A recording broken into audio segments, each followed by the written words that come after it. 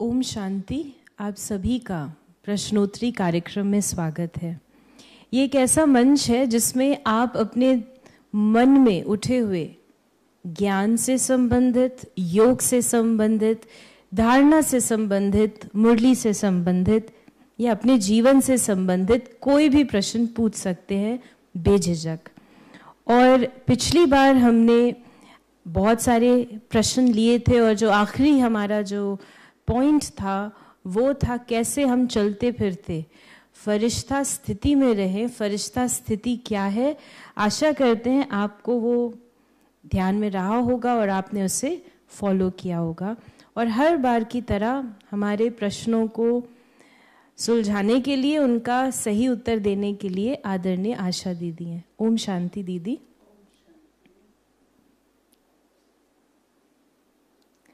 तो आप सब का एक प्रश्न एक और भी आता है कि जो प्रश्न पूछे वो कहाँ पहुँचे। तो आप अपने प्रश्नों को कमेंट्स सेक्शन जो YouTube में अगर आप जाते हैं तो आज की मुरली से या मुरली के नीचे, वीडियो के नीचे कमेंट सेक्शन में आप अपने कमेंट्स के रूप में क्वेश्चन को लिख सकते हैं। अन्यथा आप ORC से कनेक्टेड किसी भी भाई या बहन को अपने प्रश्न भेज सकते हैं या हमारे नंबर पर या ईमेल पर भी भेज सकते हैं। तो आज का जो हमारा पहला प्रश्न है, हम एक क्वेश्चन जो मन में लोगों के आता है। एक मिनट, जो क्वेश्चन है वो ORC के किसी भाई बहन के भेजने के बजाय आप अपना नंबर दे दीजिए तो अच्छा होगा। ठीक है, आपको इस सत्र के बाद अपना नंबर दे देंगे, आप उसमें भेज सकते हैं। पहला जो हम प्रश्न लेते हैं योग से संबंधित, क्योंकि कहा जाता है कि आज के समय में हमें योग करना है और योग ही हमारी मुख्य धारणा भी है, सेवा भी है। तो एक प्रश्न आया था कि वो नई है ज्ञान में नई है। तो वो कहते हैं कि मुरली तो मैं सुनती हूँ, लेकिन मुरली सुनने के बावजूद भी मुझे योग में फ़ायदा नहीं होता। तो वो कहते हैं कि मेरे सवाल जो है मुरली में आ जाते हैं, लेकिन योग कैसे लगे एज अ बिगिनर, योग कैसे लगाया जाए, उसकी क्या विधि है। तो अभी तक वो योग में जूझ रहे हैं और ऐसे कई सवाल होते हैं जो शुरू में ज्ञान में आते हैं कि वो क्लैरिटी और अनुभव नहीं होता है योग का। तो अगर आप उससे अगर हम स्टार्ट करें कि योग कैसे करें जो एकदम अभी ताज़ा ज्ञान में आया है या उसने अभी निश्चय किया है कि मुझे योग करना है। आपने कहा कि वो ज्ञान में नहीं है। ज्ञान में है, ज्ञान ले लिया, न्यू है, नई है, न्यू, नई यानी न्यू। जो भी ऐसी आत्माएं हैं तो उन्होंने किसी टीचर से तो योग सीखा होगा,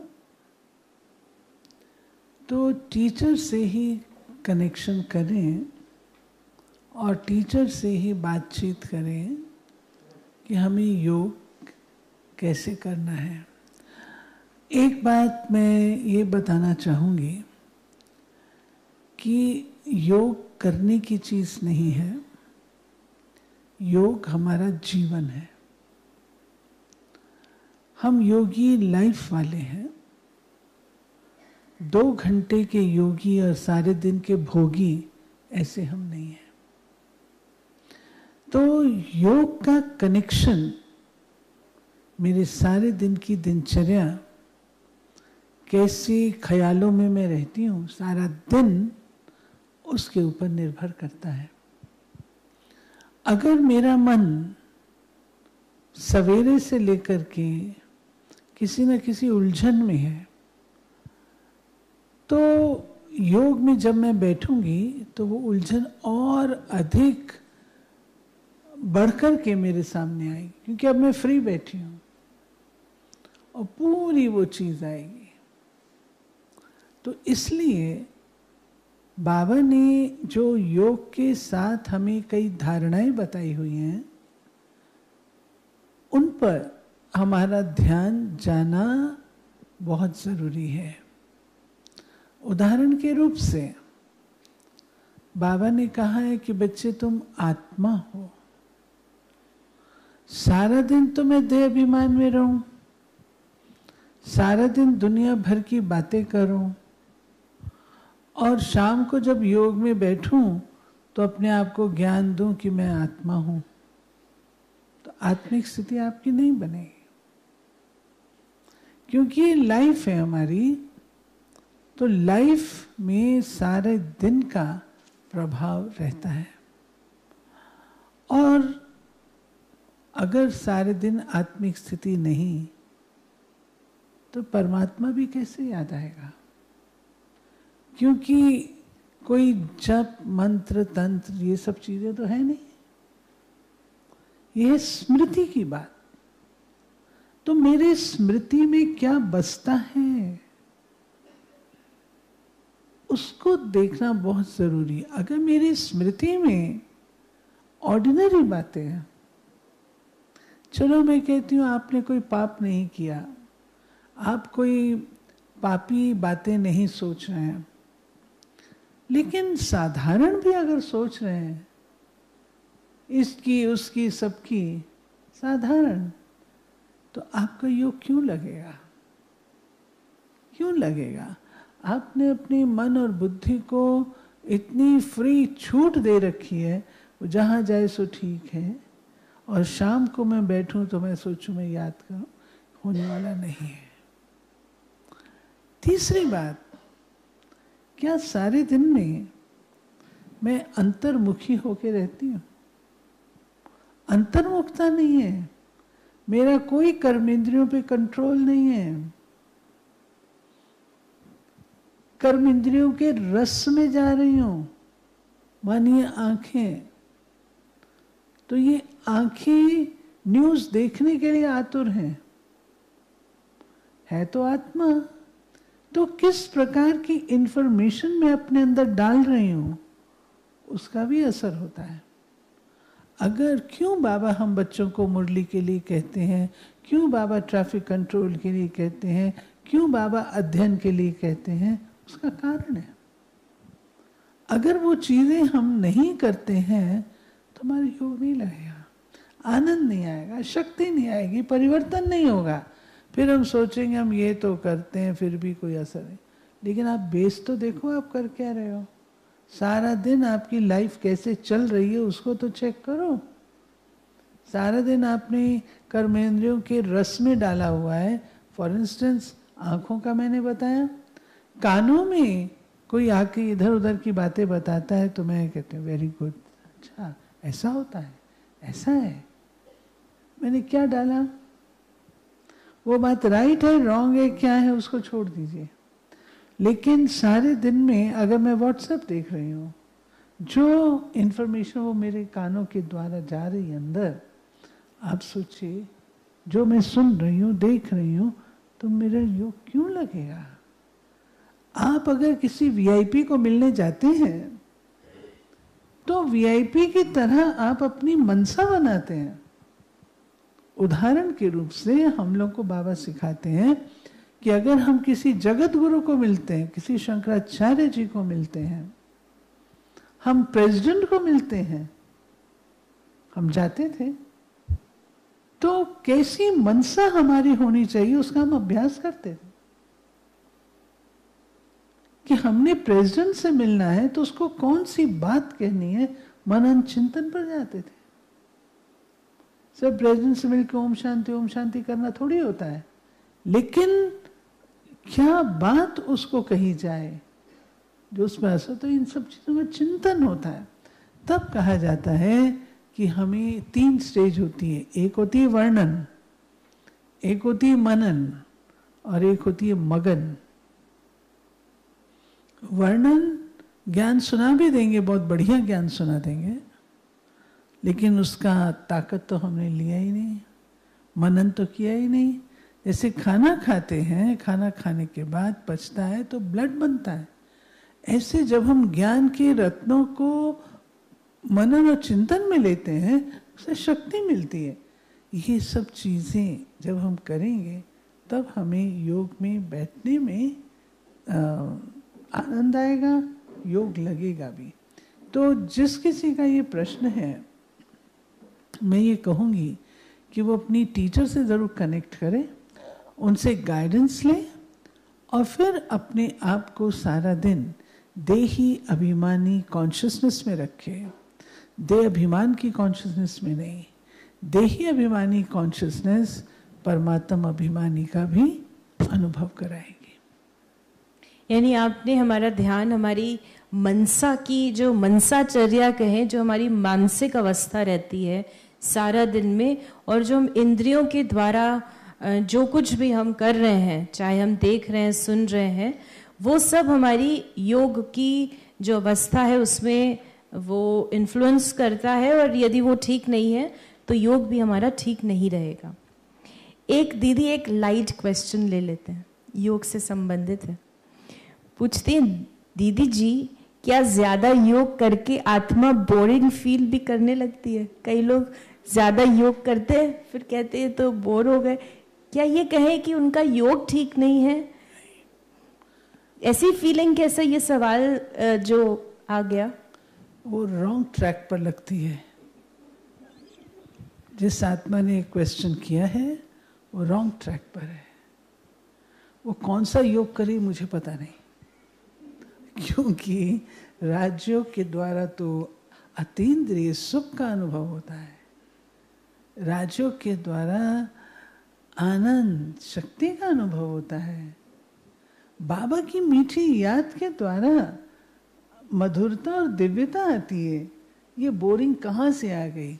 तो मेरे को लगता है ये पता नहीं कौन सा कोई चौर योग कर रही होंगी, ये बाबा की याद तो नहीं है।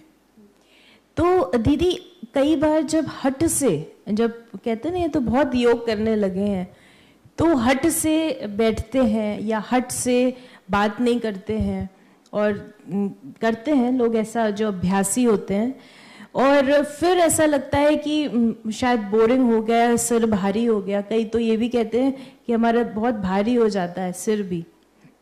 तो वो रमणीकता, वो नेचुरल स्टेज और ये हट की स्टेज, दोनों में कैसे हम अपना हट से निकलकर नेचुरल कैसे बने? क्योंकि जो अभ्यासी है वो हट से अभ्यासी बनता है और फिर नेचुरल स्थिति को पाता है। तो ये हम कैसे क्रॉस करें स्टेज और नेचुरल अवस्था में रमणीक स्थिति को प्राप्त करें और सिर भारी ना हो? ये कुछ बेचारे कमजोर आत्माएं होंगी और ठीक रीति से योग की विधि का अनुभव नहीं है। योग से लाइटनेस होती है, योग से कभी भी सिर भारी नहीं होता। सिर भारी कब होता है वो मैं बताती हूँ।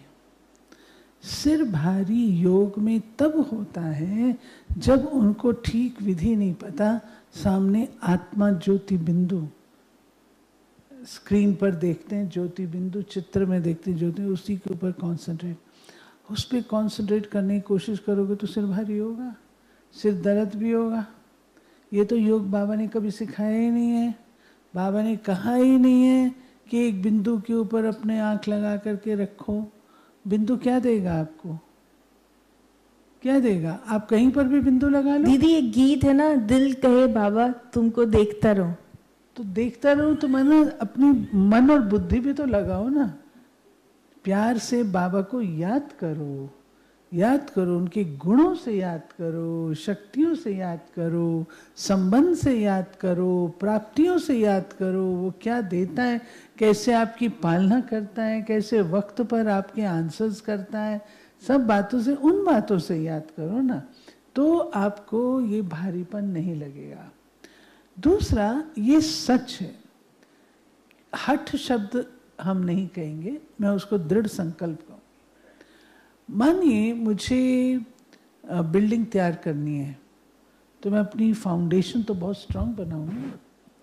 अब मेरा मन, मान लीजिए आदत है मुझे बहुत बातें करने की, किसी ना किसी को पकड़ के मैं शेयरिंग करूंगी, बातें करूंगी। जब मैं योग की समझ मुझे आती है तो मुझे अपने संस्कार को जीतना है ना।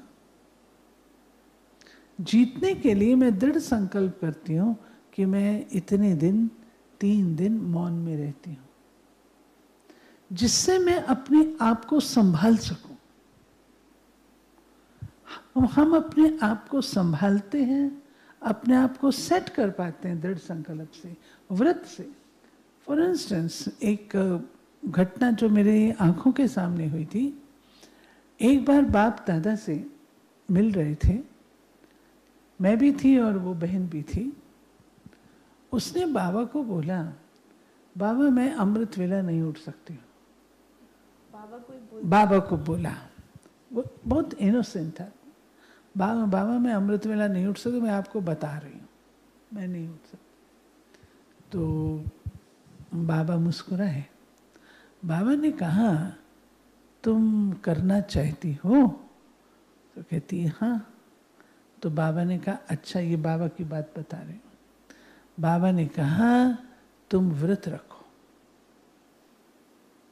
व्रत रखो कि 7 दिन मैंने कंटिन्यू करना ही करना है, और जिस दिन तुम्हारा टूटे ना, उस दिन से 7 दिन फिर शुरू करना, फिर टूटे फिर शुरू करना, तो तुम्हारी रूटीन में आ जाएगा। ये बाबा की बात। तो ऐसे ही अगर कोई भी बात है जिसको मैं कमज़ोरी समझती हूँ अपनी, और वो मेरी योगी लाइफ के लिए उचित नहीं है, मैं उसको व्रत लेकर के, दृढ़ संकल्प लेकर के उसको मैं समाप्त, कंट्रोल में ले आ सकती। जैसे कोई घोड़ा है, बहुत ज़्यादा अगर तंग कर रहा है तो आप क्या करते हैं? कोई ना कोई रीत से उसको थमाने की कोशिश करते हैं, उसके बाद उसको आप स्ट्रीमलाइन पे लाते हैं। ऐसे ही जब ये मन में इस तरीके की उलझने बातें आती हैं, तो जो चीज़ आपको बाबा की याद में प्रिय लगती है, मानो गीत अच्छे लगते हैं, बाबा के तो अच्छे अच्छे गीत सुनो, गीत अच्छे लगते हैं, उस समय गीत ऐसे अनुभव करो, ये गीत मैं बाबा के लिए गा रही, मैं गा रही। तो जब ऐसा करेंगे तो धीरे धीरे करके मन लगना शुरू होगा, एंजॉय करेंगे, रमणीकता आएगी, हट समाप्त होगा, दृढ़ संकल्प से, व्रत से, ये चीज़ हमारी। और जिस समय आप समझते हो कि मेरा मन एकाग्र नहीं हो रहा, तो अपने आप से लड़ाई मत करो, वो होगा नहीं। आपके मन में संकल्प चल रहे हैं, कोई घटना घटी है, घर में कुछ परेशानी आई है, आपको इन्फॉर्मेशन मिली है, या आपकी किसी के साथ कुछ कहा सुनी हो गई है, अब वो सारी बातें आपके दिमाग में घूम रही हैं, और आपको जो मैं आत्मा हूँ वो नहीं होगा। इसलिए अपने आप से लड़ाई मत करो। उसके बजाय आप जो चीज़ आपको प्रिय लगती है ना, योग के संबंधी, ऐसे नहीं मुझे मोबाइल प्रिय लगता है तो मैं मोबाइल खोल लूँ, वो नहीं, लेकिन योग से संबंधित जो बात मुझे प्रिय लगती है वो मैं करूँ। बाबा के लिए गीत गाओ, मन ही मन डांस करो, रास करो बाबा के साथ। कभी आप स्वरखा देख सकते हो, इस पुरानी कलयुगी दुनिया में ये सब कुछ है, लेकिन मेरा स्वर कैसा होगा, तो अपने मन को वहाँ से निकाल लो, तो वो आपका रमणीकता में आ जाएगा, और आपको वो जो चिंतन आपको दुख दे रहा था उससे आप मुक्त हो जाएंगे। दीदी, आपने बहुत ही प्रैक्टिकल हमें ये बातें बताई, और ये जो हमारा पहला प्रश्न था, जो नए जो हैं जिनको योग नहीं लग रहा, तो अब ज़रूरी नहीं कि हम बैठे और बिंदु रूप का ही अनुभव करें, हम चाहे अच्छे गीत बाबा के लिए गाएं, वो डेवलप करें, रिलेशनशिप कल्टिवेट करें। और जो मुख्य चीज आपने बहुत सुंदर घटना जो स्वयं बाबा ने बताया है, तो ये हम सबके लिए है कि अगर हम कोई भी दृढ़ संकल्प करना चाहते हैं या कोई अपने अंदर धारणा अपने जीवन में लाना चाहते हैं, तो उसको दृढ़ता से 1 हफ्ते तक करें। क्योंकि बाबा जैसे चार्ट की बात करते हैं, और बाबा ने चार्ट के ऊपर भी काफी जोर दिया हुआ है, और बाबा की एक मुरली में ये भी है कि जो चार्ट नहीं लिखते वो उसमें नहीं आएंगे, माला में तो आने वाले हैं नहीं वो। और ये वंडर है कि चार्ट लिखते लिखते छूट जाता है, और बाबा कई बार कहते हैं कि ये 3-4 रोज लिखते हैं, फिर वो फ्रीक्वेंसी और वो जो प्यार से जो फिर अच्छे से जो लिख रहे थे 1 वीक भी नहीं लिख पाते। तो इसका मतलब बाबा को पता है कि हम 1 हफ्ता करें, ये हमको एक अच्छा पॉइंट मिला है। ये हमारे लिए, अपने लिए भी है, तो thank you for that. Chart के लिए हमारी दादी रतन मोहिनी है ना, कितनी बड़ी हो गई है, 97, 96, लेकिन डेली अपना चार्ट अभी तक लिखती है। यानी ये बात बाबा ने मुरली में कही, जो चार्ट नहीं लिखेगा वो 108 में नहीं आएगा, इसलिए जिसको आना है कम से कम चार्ट लिखना तो प्रारंभ कर दे। तो दूसरा एक दीदी प्रश्न है, योग से ही संबंधित है, उससे ले लेते हैं कि वो कहते हैं कि जैसे हम बाबा की याद में बैठते हैं, बाबा का कमरा बड़ा सुंदर है, उसमें अगरबत्ती भी जल जाती है, अच्छा एनवायरनमेंट होता है और याद में बैठते हैं, लेकिन जो घर का एनवायरनमेंट है तो हर समय कोई ना कोई शोर हो रहा होता है, कुछ आवाज़ हो रही होती है, बच्चे खेल रहे होते हैं, तो इस शोर शराबे में भी हम कैसे योग करें? और ये ज्ञान भी उन्होंने बताया कि विनाश में ऐसा होगा, बम फटेंगे, चीज़ें होंगी, सारे उस प्रकार की, तो हम उसमें किस प्रकार से अपनी स्थिति को बनाएंगे? तो अभी जो घर में है और इस प्रकार की पीछे आवाज़ें आती हैं, उसमें हम कैसे अपने आप को उस स्थिति में स्थित करें? हमें दोनों प्रकार से अभ्यास करना है, एक बैठ करके करने का और एक चलते फिरते करने का। बैठ के करने के अभ्यास में हम अपने अंदर शक्ति जमा करते हैं, और जो चलते फिरते हैं उसको हम स्वाभाविक लाइफ में नेचुरल रूप में ट्रांसमिट करते हैं। अब बाबा के घर में भी ठीक है, अगरबत्ती भी जल रही है, सब कुछ हो रहा है, लेकिन मन ही अगर ठीक नहीं है तो कितना अच्छा वातावरण दे दीजिए, कोई फर्क नहीं पड़ेगा। लेकिन अगर किसी को याद करना है बैठ करके, तो कहीं पर भी कर सकते हैं। जरूरी नहीं होता कि जब बच्चे शोर कर रहे हो, खेल रहे हो, उस समय जाके मैं बैठ जाऊं। कोई आपको बैठने भी नहीं देगा और आप बैठ भी नहीं पाएंगे, ये शो ऑफ है।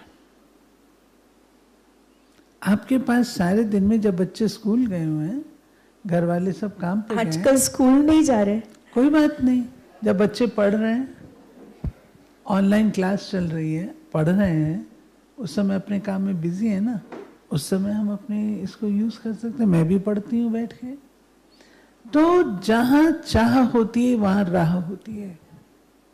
जहां मैं चाहती हूँ तो मुझे कोई फैसिलिटी, सैल्वेशन की आवश्यकता पड़ती ही नहीं है। मैं आराम से अपनी, जिसको लोग कहते हैं कि अपना रास्ता निकाल लेना, हम निकाल लेते हैं, कोई बात नहीं है। मैं देखती थी, हम लोग जब मधुबन जाते थे, आज से 40 साल पहले की बात बता, हम लोग ट्रेन में सोए हुए होते थे, लेकिन कुछ आत्माएं मैंने देखा ऐसी होती थी जो कंडक्टर की सीट बनी हुई होती थी, एक वहां बैठ करके सवेरे योग कर रही होती थी। सब सोए, उसने अपना साधन निकाला ना, उसको कोई सीट नहीं मिलेगी क्योंकि 3 टायर होता था, वो सीट नहीं मिलेगी जिसमें बैठ के कर सके, लेकिन वहां कंडक्टर की सीट पर भी बैठ करके वो योग करते थे। तो उससे बहुत प्रेरणा मिलती है। आप किसी को भी करता हुआ कुछ देखते हैं तो उससे इंस्पिरेशन तो मिलती है ना। थैंक यू दीदी। अब हमारे पास मुरली से संबंधित कुछ प्रश्न हैं, हम उनको लेते हैं। जो बाबा कई फ्रेजेस मुरली में कहते हैं और जो बाबा के नए बच्चे हैं उनको वो क्लैरिफिकेशन नहीं है। जैसे बाबा ने कुछ समय पहले कहा कि वो पहले मगध देश में आए, तो ये इससे क्या है? उसको कहते हैं बहुत ज्यादा तमोगुणी, क्योंकि उस समय वहां पर मलेच्छ भी बाबा कह देते हैं, जबकि वहां पे हर प्रकार की तमो प्रधानता थी। मगध देश यानी दुनिया जो तमो प्रधान, सिंध, ओके, वो सिंध को कहा गया है। ओके। तो वो सिंध यानी अनडिवाइडेड इंडिया जब था उस मगध, हाँ, उस समय को सिंध प्रांत के बारे में कहा गया। प्रांत के बारे में। सो आगे बाबा ने जो कहा है कि भारत ने दिवाला निकाल दिया सर्वव्यापी कहकर, इसको भी स्पष्ट करें। ये यूके से प्रश्न आया। हमने सर्वव्यापी कह करके कोई अपना बड़ा धनी धोनी रखा ही नहीं। अगर परमात्मा है और वो हम सब का पिता है, हम सब आत्माएं आपस में भाई भाई हैं, तो एक व्यक्ति तो ऊपर है ना जो हम सबको कर सकता है, ठीक। लेकिन हमने वो बात को किया ही नहीं। हमने कहा तुम भी परमात्मा, मैं भी परमात्मा, तुम भी रानी, मैं भी रानी, कौन भरेगा पानी। तो ऐसे ही ये सारा जो सर्वव्यापी का ज्ञान है, इससे बहुत नुकसान हो गया। हमने अपने शिव बाबा को भूला। शिव बाबा को भूले तो हम ऑर्फन्स हुए। ऑर्फन्स हुए तो आपस में ऑर्फन्स लड़ाई करते हैं, कोई ऊपर धनी धोनी है नहीं। इसलिए ये एक पक्ष है। ऐसे ही कोई किसी को कुछ कह नहीं सकता, तुम भी परमात्मा, मैं भी परमात्मा, कौन किसको कहेगा। तो इसलिए बाबा कहते हैं दिवाला मारा, अर्थात तमो प्रधानता में इसीलिए आए, बिल्कुल पट पर आके इसीलिए पड़े क्योंकि शिव बाबा को भूले। संबंध टूटा, संबंध टूटा तो प्राप्ति भी टूटी। जब प्राप्ति नहीं हो रही है तो लेवल क्या होगा, जरूर दिवाला मारेंगे। फिर एक प्रश्न है कि ड्रामा में और कल्प में क्या अंतर है और ड्रामा कैसे चेंज होता है।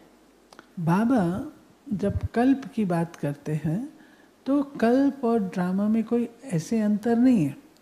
लेकिन जब बाबा कल्प कहते हैं तो हम लोग कल्प वृक्ष उसको समझते हैं। कैसे पहले एक धर्म था और उससे बढ़ते बढ़ते अनेकानेक हुए हैं, और उसका जो बीज है वो परमात्मा शिव है, और अंत भी जाकर के जर्जरीभूत अवस्था को प्राप्त तो पुनः परमात्मा का। और बाबा कहते हैं इसी चीज़ को ड्रामा के रूप से भी कहा जाता है, जिसमें हम सब आत्माएं एक्टर्स अपना अपना रोल प्ले कर रही हैं, और इसकी ड्यूरेशन 5000 ईयर्स है। और अब ये ड्रामा जो है वो एंड की ओर है। तो ये बाबा प्रैक्टिकल हम आत्माओं को उस कॉन्शियसनेस में अपना पार्ट प्ले करने के लिए ड्रामा के रूप से कहते हैं, और जो धर्मों का झाड़ है वो हिस्ट्री समझाने के लिए कहते हैं। दीदी बाबा कहते हैं कि काम विकार ने आदि मध्य अंत दुख दिया। तो प्रश्न ये है कि आदि में दुख कैसे दिया, क्योंकि सतयुग में तो काम विकार था नहीं। तो इससे क्या भावार्थ है। ये जो कहा गया ये द्वापर युग से कहा गया है, क्योंकि काम सतयुग में तो है ही नहीं ना। तो आदि में उसके आने का सवाल ही नहीं है। ये आया ही है द्वापर युग में, और इसने ही आकर के सारे गड़बड़ किए। हमारा जो पवित्रता का ताज है वो लिया इसने। उसके बाद पवित्रता गई तो दुख और अशांति आई, क्योंकि पवित्रता सुख और शांति की जननी है। तो पवित्रता के जाने से दुख और अशांति का अनुभव हमने करना शुरू किया। तो करते करते करते करते आदि मध्य और अंत एंड तक इसका बोलबाला है, तो ये दुखदाई है ना। एक प्रश्न है कि सद्गुरु के रूप का अनुभव क्या है बाबा से, और साकार रूप से चले महावाक्य में ये आया कि सद्गुरु सबसे तीखा है। ये सद्गुरु तो बाबा से सद्गुरु का जो अनुभव है, माता पिता का, फ्रेंड का, शिक्षक का भी अनुभव होता है। सद्गुरु का अनुभव कैसे हो और क्या है। सद्गुरु का संबंध बहुत ही विशेष है। जीवन को गति सद्गति देना आत्मा को वो सद्गुरु ही करता है। सद्गुरु की आज्ञा सिर माथे। आज्ञा जो सद्गुरु ने की वो करनी ही है। और एक बात ये मैं स्पष्ट करना चाहूँगी कि सद्गुरु केवल बाबा है और कोई सदगुरु नहीं होता। ये टाइटल सदगुरु का बाबा के साथ लगता है, अन्य के साथ गुरु का टाइटल लगता है। तो सदगुरु की श्रीमत है, श्रीमत पे चलने का कर्तव्य हम आत्माओं का है, वो संबंध हमको निभाना है। सदगुरु मंत्र देता है, मंत्रणा, एडवाइस, और वह मंत्र सदगुरु कहता है सबको दो। गुरु मंत्र देते हैं तो कहते हैं किसी को ना सुनाओ, हमारा सदगुरु कहता है सबको सुनाओ। और वो मंत्र कौन सा है? मनमना भाव का। फिर सदगुरु जो है वो हमको आज्ञा देता है, आज्ञा अगर हम पालन नहीं करेंगे तो फिर डैश डैश डैश सजा खानी पड़ेगी, क्योंकि सदगुरु की आज्ञा को टाला नहीं जा सकता। सदगुरु सिलेक्ट करता है, मैं आत्मा बाप के रूप से वर्षा है, लेकिन वो राजकुमार गद्दी पर बैठने योग्य है या नहीं, इसकी असेसमेंट राजगुरु करता है। तो सदगुरु के वे संस्कार उसमें होते हैं। तो क्या सच में मैं बाबा की राज गद्दी के योग्य हूं या नहीं, ये भी सदगुरु बताता है। तो मुझे अपने संबंध जो शिव बाबा के साथ है सदगुरु के रूप से, आज्ञाकारिता के, मंत्र देता है, श्रीमत देता है, नजरों से निहाल करता है, वरदान देता है। वरदान भी तो देता है ना, हमारा सदगुरु श्राप नहीं देता। दुनिया में लोग मानते हैं कि गुरु श्राप दे देते हैं। गुरु जो भक्ति में भी सिलेक्शन करते थे, वो जबरदस्त उनकी सिलेक्शन होती थी कि वो गद्दी पर, अपने बाद वो गद्दी पर किसको बिठाएंगे। मैं एक बहुत रोचक घटना तो नहीं है, ज़रूर हिस्ट्री में हम लोग को इंस्पायर करने के लिए ऐसी बात लिखी गई होगी स्टोरी के रूप से, कि एक गुरु थे तो उनके शिष्य थे कई, परंतु अब सारे शिष्य एक जैसे अच्छे होते, उनकी मनसा में क्या है ये चेक करना जरूरी था, कौन सबसे ज्यादा योग्य है। तो गुरु ने एक्टिंग की कि मुझे बहुत जोर से बुखार हो गया है और तेज बुखार है और टांग में वो घाव था, तो सारी पट्टी वट्टी लगी थी, लाल लाल। तो कहा, ये सारे शिष्य बड़े उदास, गुरुजी हमें बताइए हम क्या कर सकते हैं। कहे तुम्हारे वश की बात नहीं, अब मेरे को जाना ही पड़ेगा, अब मैं जाऊंगा तुम लोग पीछे नहीं। गुरुजी आप बताइए, हमारा जीवन आपके काम आए, हम ये चाहते हैं। गुरु ने कहा ये हो नहीं सकता। बोले नहीं, ठीक है। गुरुजी ने कहा कि ये जो मेरा घाव है ना, अगर कोई इस घाव का वो चूसेगा, उसके बाद मैं ठीक होऊंगा और मैं जिंदा रह सकता हूं, अगर तुम लोग चाहते हो तो। अब वो कौन करे? कोई नहीं। उसमें एक शिष्य आया, उसने कहा गुरुजी मैं ये काम करूंगा। तो बेटा तुम इतने यंग हो, बहुत छोटी आयु, मैं तो वैसे ही बूढ़ा हो गया हूँ, जाने वाला हूँ। नहीं, मेरे से आपके 100 जीवन आपका एक जीना। गुरु ने कहा ठीक है चूसो। तो जब वो चूसने लगा तो वहां था आम, तो बड़े आराम से चूस गया। तो गुरु ने अपनी सिलेक्शन की। हम वफादार हैं या नहीं, हम दिल से फेथफुल है या नहीं, उसकी परख बाबा भिन्न भिन्न रीति से करता है और योग्य को ही फिर राजगद्दी देगा ना। तो सतगुरु के साथ हमारी वफादारी कैसी है, ये इम्पोर्टेंट है। और बाबा इसका टेस्ट लेता है, बाबा इसका टेस्ट लेता है, और उसके तो नंबर देने के सिस्टम है ना। आपने बहुत ही सुंदर ये हमें घटना बताई जो हम सबको याद रहे, तो हम निश्चय बुद्धि होकर अपने सदगुरु की शिक्षाओं को और आज्ञा सदगुरु मुझे कहे बेटा ये उंगली काट दो,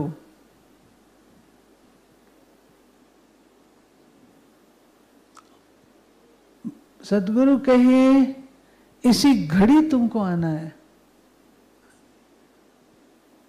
सदगुरु कहे अभी तुमको, हाँ जी, आज्ञा। क्वेश्चन नहीं करेंगे कि मुझे क्यों कहा गया, नहीं, हमारी दादियों ने ये टेस्ट पास किए। आज्ञा बाप की भी होती है और सदगुरु की भी होती है, दोनों में फर्क है। बाप जब आज्ञा देता है तो आप बाप से सवाल जवाब कर सकते हैं, लेकिन जब बाबा कहते हैं ये श्रीमत है, फिर आप कोई सवाल जवाब नहीं कर सकते, वो आपको करना ही है। मैंने आंखों और कानों सुना, एक बार हम लोग दादी जी के मधुबन में पांडव भवन में दादी जी के ऊपर का जो कमरा है ना, हम लोग वहाँ रहते थे, दादी नीचे होते थे, तो दादी जी के साथ बहुत अच्छा घनिष्ठ संबंध भी था। एक दिन हम सीढ़ी उतर रहे थे तो देखा दादी एक बहन को अच्छी तरह से, खूब अच्छी तरह से बोलना, तो हम लोग थोड़ा डर भी गए। दादी ने कहा ये श्रीमत है, ये श्रीमत है, फिनिश्ड। कुछ बहन जवाब नहीं दे सकती। तो सतगुरु की श्रीमत हम उसको ना क्वेश्चन कर सकते, ना हम उससे कॉम्प्रोमाइज कर सकते। श्रीमत माना श्रीमत। और ये भी मैं बता दूं, बाबा श्रीमत सबको नहीं देता, उसको ही देता है जो उस श्रीमत को कर सकता है। क्यों? वो श्रीमत का उल्लंघन करेगा तो उसके ऊपर बोझ चढ़ेगा। तो बाबा ये नहीं चाहता कि बच्चों के ऊपर बोझ चढ़े, ये रहमदिली करता है। और सदगुरु की निंदा नहीं करानी चाहिए, सदगुरु का निंदक ठौर ना पाए। आपने बहुत ही गहरे एग्जाम्पल्स और स्पष्ट किया कि सदगुरु क्या है, और एक ही सदगुरु है, इसीलिए वो सबसे तीखा है, और श्रीमत अर्थात जो फॉलो करनी ही है, there is no other option. अब हमारे पास थोड़ा सा समय है और हम एक और प्रश्न ले लेते हैं जो सतयुग से संबंधित है। दो प्रश्नों को हम ज्वाइन करेंगे। एक क्वेश्चन है कि जब सतयुग में श्री नारायण होते हैं तो बाबा को कहा जाता है विष्णु की भी प्रतिमा होती है, तो ब्रह्मा सो विष्णु का मतलब क्या समझे? क्योंकि ब्रह्मा तो नारायण, श्री नारायण बन रहे हैं, तो ब्रह्मा को विष्णु क्यों दिखाया गया है? पहला क्वेश्चन। और इससे थोड़ा सा मिलता जुलता है, इसमें ये क्वेश्चन है कि ब्रह्मा को हमेशा मेल चोले के रूप में दिखाया गया, जैसे ब्रह्मा कृष्ण बने, नारायण बने, और नारायण द फोर्थ भी बनते हैं, या कुछ ऐसा भी कहते हैं, नारायण द फोर्थ या कुछ ऐसा भी है, बट एनीवेज एटलीस्ट वो नारायण द फर्स्ट बने। और उसके बाद जब कॉपर एज यानी द्वापर युग स्टार्ट हुआ तो वो विकर्मा जो विकर्मी राजा जिसने मंदिर बनाया वो भी बने। सो ये सारे मेल चोले थे, और जो ममा थी वो फिर श्री लक्ष्मी बनी। तो इस प्रकार से ये इसका भी क्या रहस्य है कि दोनों को मेल फीमेल और मेल चोले में ही दिखाया गया? क्योंकि अक्सर ये मान्यता है कि आत्मा एक मेल का चोला लेती है, फिर एक फीमेल का लेती है, या 2 बार मेल का लेके फिर उसको तीसरी बार फीमेल का लेना होता है। तो ये दोनों प्रश्न हमारे आखिरी हैं आज के। ये जो है गायन हमेशा फर्स्ट का होता है, तो ब्रह्मा सो विष्णु अर्थात उसके अंदर दोनों संस्कार है, श्री लक्ष्मी के भी है, श्री नारायण के भी है। तो ब्रह्मा केवल नारायण नहीं बनता, ब्रह्मा विष्णु बनता है।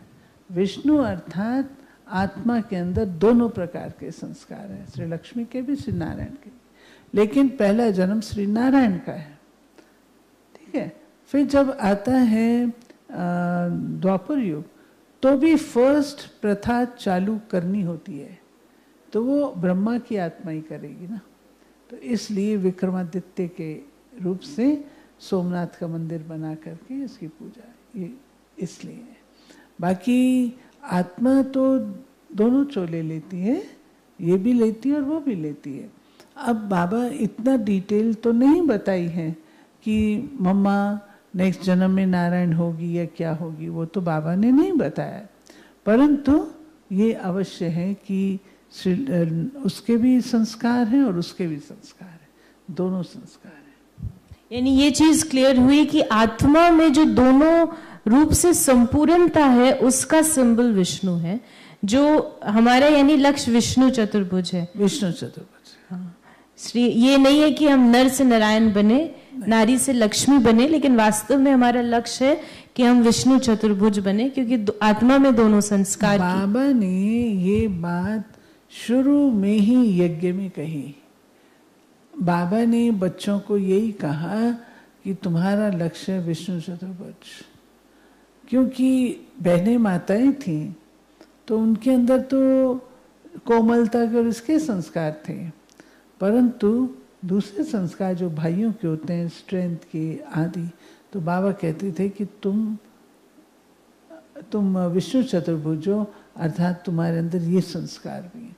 तो हमारी दादियों ने वो भी रोल प्ले किया, जैसे सिक्योरिटी का रोल है, कोर्ट में आने जाने का रोल है, और प्रकार के रोल हैं दादियों ने कि बाबा उनसे कराते थे। और बाबा ने विष्णु चतुर्भुज का जो लक्ष्य दिया वो हमें आत्म अभिमानी बनने के लिए दिया। ये कॉन्शियसनेस, मैं स्त्री हूँ, ये पुरुष है, ये भी देह अभिमान है ना। तो बाबा ने विष्णु चतुर्भुज कहा, जिससे हम आत्म अभिमानी। तो ये बहुत सुंदर हमें क्लैरिफिकेशन और लक्ष्य मिला कि हमें वास्तव में अपनी जो संपूर्ण अवस्था है कि मैं विष्णु चतुर्भुज बनने वाली आत्मा हूँ, मैं न नर हूँ न मैं नारी हूँ। बहुत बहुत धन्यवाद दीदी आपका। और हम सभी इस जो क्लैरिफिकेशन मिला, खास करके जो बाबा की जो आपने हमें बात बताई कि अगर हमें कोई भी धारणा करनी है तो हम उसका 7 दिन दृढ़ता से पालन करें, और यदि वो टूटती है तो पुनः 7 दिन हम उसका पालन करें, तो अवश्य वो हमारे जीवन में आ जाएगी। बहुत ही सुंदर आपने हमें ये सभी बातें बताई।